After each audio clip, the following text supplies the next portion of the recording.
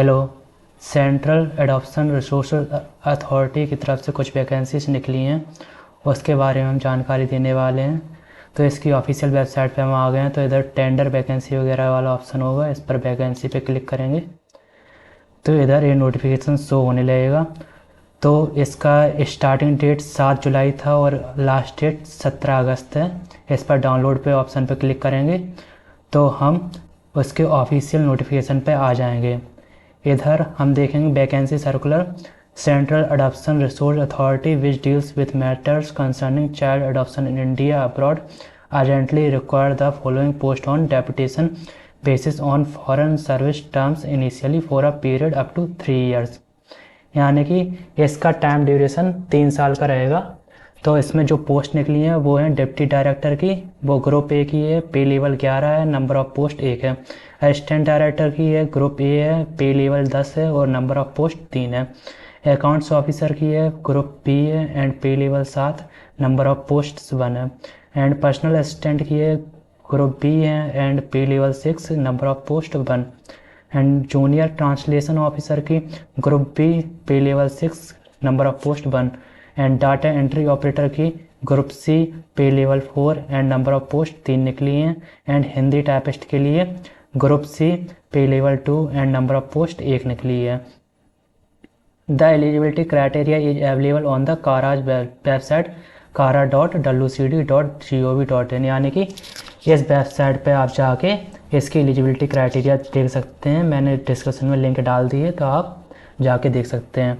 इसके अलावा the eligible candidate must apply through proper channel along with the following documents. यानी कि इसमें ये वैकेंसी जहाँ तक फ्रेशर वगैरह के लिए नहीं है, ये वैकेंसी उन लोगों के लिए है जो गवर्नमेंट एम्प्लॉई है पहले से, यानी कि वो ही अप्लाई कर सकते हैं। तो copies of APAR dossier for last 5 years duly attached by the authority authorized signature. If there is any gap in the APAR for the period during last 5 years, then APARs should be given for preceding year to provide 5 years APAR। यानी कि आपको आप जिस department में आप government employee है उस department के थ्रू आपको इस पर अप्लाई करवाना है। यानी कि आप डायरेक्ट अप्लाई नहीं कर सकते, आपको डिपार्टमेंट के थ्रू अप्लाई करवाना पड़ेगा। एंड जो आपका 5 साल का जो आपने काम किया है उसका जो लेखा जोखा रहता है उसका सर्टिफिकेट वगैरह जो भी डिपार्टमेंट से मिलता है वो आपको सबमिट करना पड़ेगा। यदि 1 आध साल का बीच में गैप है, यानी कि नहीं है सर्टिफिकेट की 1 आध साल का बीच में, तो 1 आध साल पीछे लेके चल सकते हैं। इसके अलावा आपको इंटीग्रिटी सर्टिफिकेट, यानी कि डिपार्टमेंट की तरफ से कैरेक्टर सर्टिफिकेट तरह का एक इंटीग्रिटी सर्टिफिकेट मिलता है, वो आपको सबमिट करना होगा। इसके अलावा vigilance clearance in the performer available on the website of कारा एंड MWCD। यानी कि आपके ऊपर कोई केस या फिर इन्वेस्टिगेशन तो नहीं चल रही है, उस क्लियरेंस के लिए एक सर्टिफिकेट डिपार्टमेंट की तरफ से मिलता है, उसको भी आपको सबमिट करना होगा। The period of deputation would be initially for 3 years, further extendable up to 2 years subject to performance evaluation in the authority. यानी कि शुरुआत में तो आपको 3 साल के लिए रहेगा, लेकिन यदि उन्हें बढ़ाना हो तो 2 साल एक्सटेंड भी की जा सकती है आपकी। Candidates should move well in prior that copy through proper channel of his or application must reach along with all required document before the closing date of advertisement to avoid rejection of application form। यानी कि आपको proper channel के through, यानी कि आपको अपने department के through, जिस डिपार्टमेंट में आप गवर्नमेंट एम्प्लॉई है उस डिपार्टमेंट के थ्रू आपको अप्लाई करना होगा। And requisite document before the closing, यानी कि आपको एडवर्टाइजमेंट का जो लास्ट डेट है उससे पहले आपको डॉक्यूमेंट वगैरह सबमिट करने होंगे जिससे आप एप्लीकेशन में रिजेक्ट ना हो सकें। Since these vacancies are to be filled on the deputation basis non government official private candidates are not eligible to apply. यानी कि इधर साफ साफ लिखा हुआ है कि कोई भी नॉन गवर्नमेंट, यानी कि जो गवर्नमेंट एम्प्लॉय नहीं है या फिर प्राइवेट कैंडिडेट, कोई भी इसमें एलिजिबल नहीं है अप्लाई करने के लिए।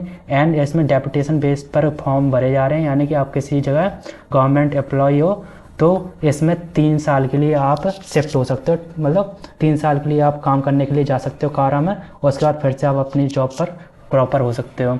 The complete application in all respect shall be send to the member secretary and CEO central adoption resource authority, west block 8, Bing, 2nd floor, RK Puram, New Delhi, within 30 days of the of the publication of the advertisement in employment news application received incomplete or through email or after due date will not be और through email received incomplete. और यानी कि आपको 30 दिन के भीतर भीतर जो एडवर्टाइजमेंट आया है, यानी कि ये एडवर्टाइजमेंट 7 जुलाई को आया था, उसके 30 दिन के भीतर भीतर आपको अप्लाई करना होगा।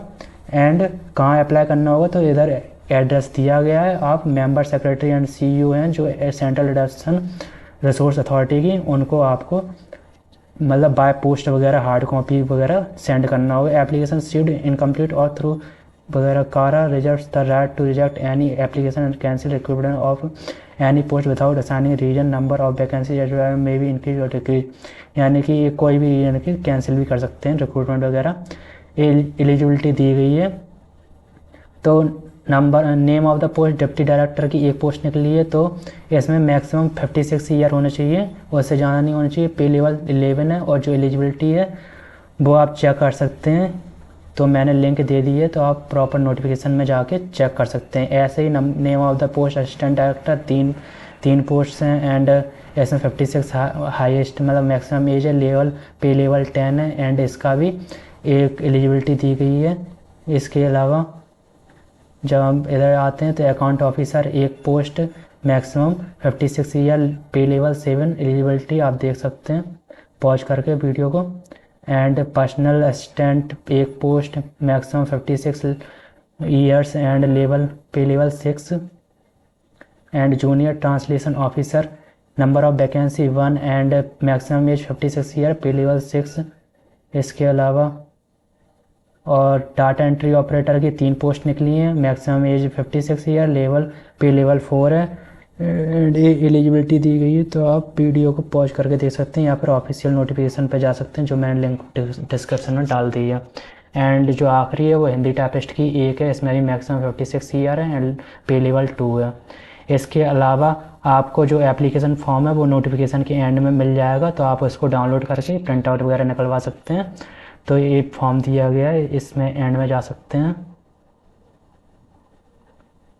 ये पूरा दिया गया है। धन्यवाद।